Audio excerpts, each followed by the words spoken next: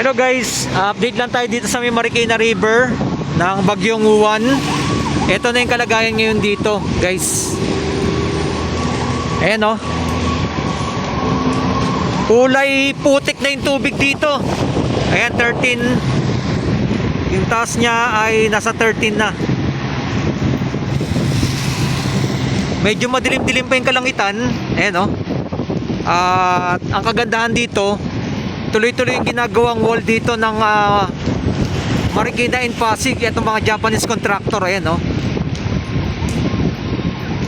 Solid yung mga bakal o. Ayan. At ang kagandahan yan, hanggang sa may ilalim na mismo ng tulay. Yung taas. No, umaabot ng ayan o.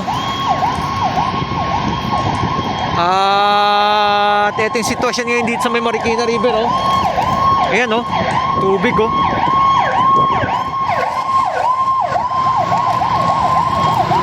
Dilim ng kalangitan. Medyo wala naman ng baha dito, pero yung ulan tsaka yung kalangitan dilim oh pa rin. 13. Kulay putik lang. Ano yun mga nandun nanguhuli? Tingnan natin mga nanguhuli doon. Oh. Ayan guys, oh. Lakad tayo, pakita lang natin. Yung tubig kulay putik yun. Galing po kasi yan ng kaya ganyan yung tubig niyan dahil galing yan sa kabundukan. Yung bundok mismo, yan na mismo yung galing sa tubig, yung tubig. Kulay putik na dito sa may Marikina. May mga nahuli silang isda. Natin mga nahuli nilang isda dyan. Tayo yan guys ha. Lakad tayo. May mga nahuli oh. May mga nahuli nila dyan. Ayan. Mga nambibingwit sila. Ang dilim ng kalangitan oh. Ayan oh. Ang dilim pa. May bagyo pa rin po. Hindi pa rin po signal number 3 sa Quezon City. Dito sa Marikina ay signal number 3. Tingnan natin yung mga nahuli nila. Ayan ha. Mga tignan nyo yung wall oh. Ayun oh. Ang taas mismo yun ng wall na ginagawa. Dahil dito sa Marikina, pag bagyo kasi, lubog yan. Itong SM Marikina, lubog yan. Pati doon. Yung mga kabahayan. Nasa 700,000 na family ang naapektuhan pag may mga bagyo. Pero kung ganitong gagawin nila, ay ganda. May mga nanghuli rin no. Tingnan natin banda doon. Ayan oh, may mga nanghuli ng isda. Pwede pala dito sa may tulay na to. Okay. So ano pala to? River din pala siya.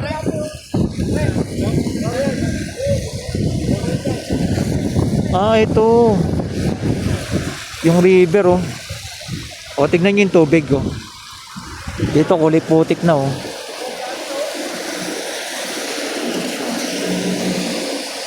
Mga tilapia na huli nila dyan.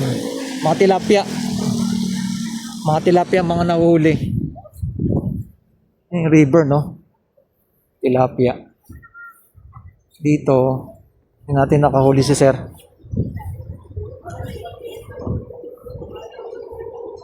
Ayan. Ayan o si sir o. Nanghuli o. Ayun. Dami na nahuli ni sir o. Mga tilapia. Ayan o. Tilapia mga nahuli.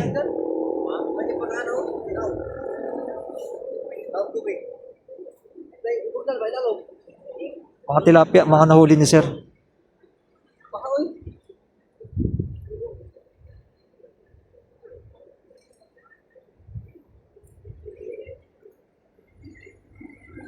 Tilapia. Yun lang kasi yung wall na ginawa dati. Ayan o. Yan lang. Ganyan lang kataas. Kaya umapaw yung tubig dito sa may Marikina. Pero ngayon, eto na siya. Ayan. Kasintaas na siya mismo ng tulay, sa ilalim ng tulay, yung ginagawang wall dito. Kaya talagang hindi basta-basta na mismo aapaw pag ganyang kataas na ang wall na ginagawa. Dito, dilim pa na kalangitan no. Ingat, signal number 3 dito. So, U1 pa rin.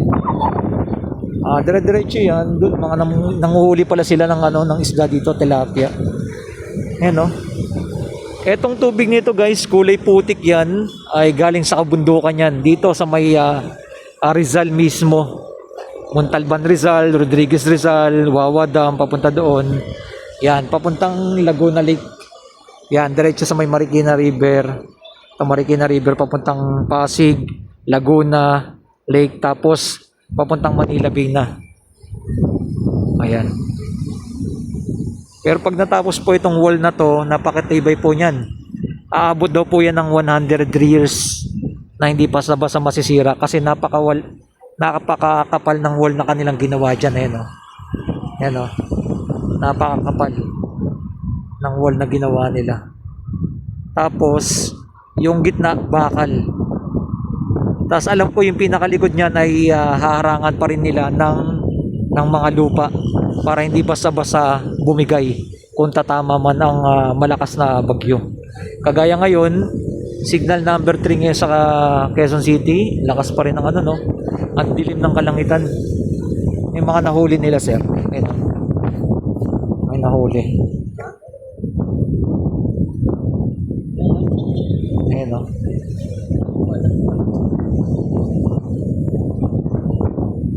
Mga tilapia. Diba sir, may malalaking isda dyan, no? Yung no? Crindori.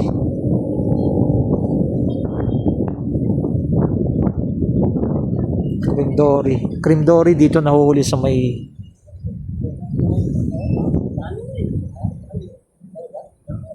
ayan, no? Crindori. Dilim pa banda doon, no?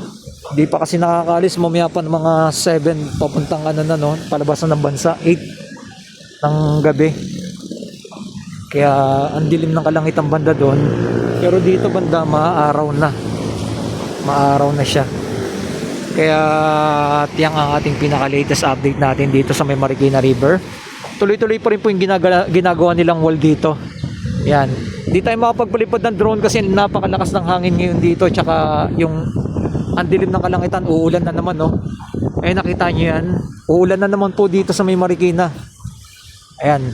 Pag dito umabot ng mga 18 to 18, yung Tumana, lubog na yung lugar ng Tumana. Kaya binabantayan nila yung water level dito sa may Marikina River. Yan ang ating pinaka-latest update natin dito sa may bagyong U1. Dito ngayon sa may Marikina River, etong kalagayan ngayon dito. Ang nakita natin, ayun, may mga heavy equipment banda sa may dulo. Dire-diretso yan, papuntang Pasig ang kanilang ginagawa ng wall. Nang malapit na rin mismo dyan sa may tulay. Ganyang kataas. No? Yan ang ating latest update natin dito sa may bagyong U1. Grabe yung putik, oh. Putik talaga yung tubig, eh. Dahil galing bundok po yan. Grabe, no? Tuloy-tuloy kasi mga quarry dito sa may may Rizal. Rodriguez Rizal, ayan sa Mateo Rizal. Nandyan yung mga quarry na tuloy-tuloy na sinisira yung mga kabundukan ng Sierra Madre. Kaya makikita nyo yung tubig dito, ganyan siya. Kulay putik ang tubig sa may Marikina River. Yan ang ating pinaka-latest update natin sa inyo. Dilim pa rin, oh. Grabe, oh. Banda dun, oh. Ang dilim na kalangitan. Yan. Like and comment and share kung ano masabi nyo po dito sa atin na latest update natin. Sa may Marikina River tayo guys ngayon. Pinakita lang natin sitwasyon. 13 na po yung water level dito. Bumaba na, no? Pag dito 13 doon sa kay kabila ay nasa 14 na po yan. Ayan.